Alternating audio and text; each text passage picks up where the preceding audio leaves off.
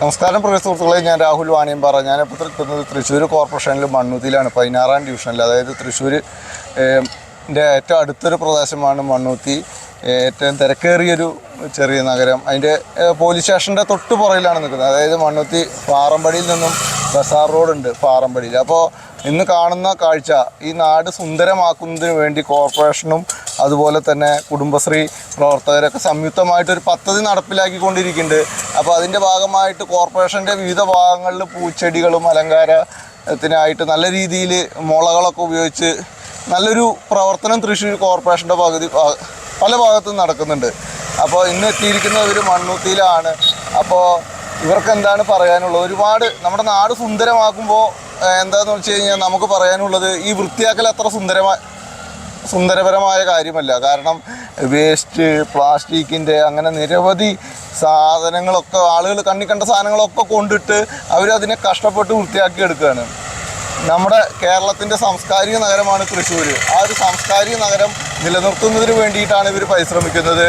നമുക്ക് ഇവർക്ക് പറയാനുള്ള അഭിപ്രായങ്ങളൊന്ന് ഇവരിവിടെ കണ്ട ഒരു ചെറിയൊരു എന്താ പറയുക, പ്ലാസ്റ്റിക് പോലും വെറുക്കിയെടുത്ത് അതിനെ നീറ്റ് ചെയ്ത് നല്ല ചെടികളൊക്കെ വെക്കാനാണ് പോകുന്നത്. നമസ്കാരം ചേച്ചിമാരെ, ഇതൊന്ന് പിടിക്കാമോ?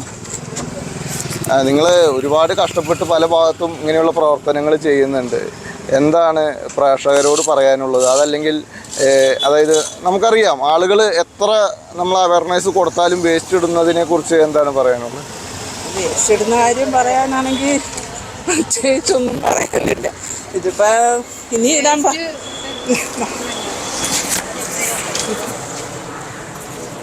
റോഡുകളിലൊക്കെ വേസ്റ്റ് ഇടാണ്ട് നമ്മൾ സൂക്ഷിക്കണം. അത് നമ്മുടെ ഓരോരുത്തരുടെയും കടമയാണ്. പിന്നെ ഞങ്ങൾ ഈ വെക്കുന്ന ചെടികളൊന്നും ആരും നശിപ്പിക്കാണ്ടിരിക്കുക.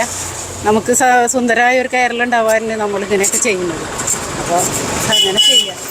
എല്ലാവരോടും നാട്ടുകാരോട് എല്ലാവരോടും പറയാനുള്ളത് അത് മാത്രമാണ്.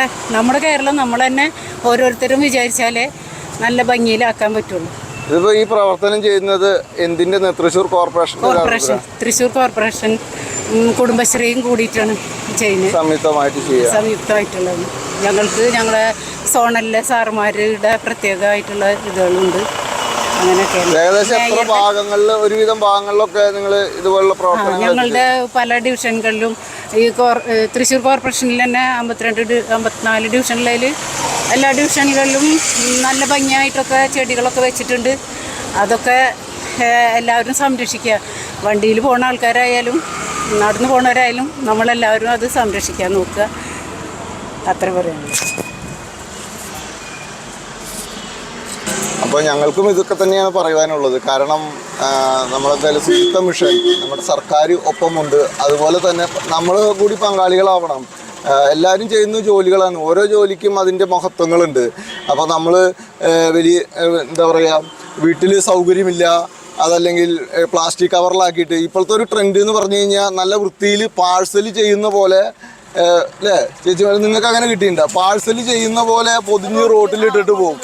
ചിലവരത് നഷ്ടപ്പെട്ട സാധനമാണെന്ന്. വേസ്റ്റ് എടുക്കാൻ വീട്ടിൽ ആള് വരുന്നുണ്ട്.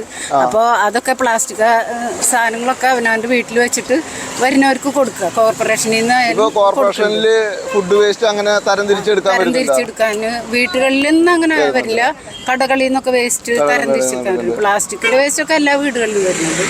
പിന്നെ എല്ലാവരും അത് ശ്രദ്ധിക്കുക. പിന്നെ ഉറവിട മാലിന്യം സംസ്കരണം എന്ന് പറഞ്ഞിട്ട് ഒരു ഇതുണ്ട്.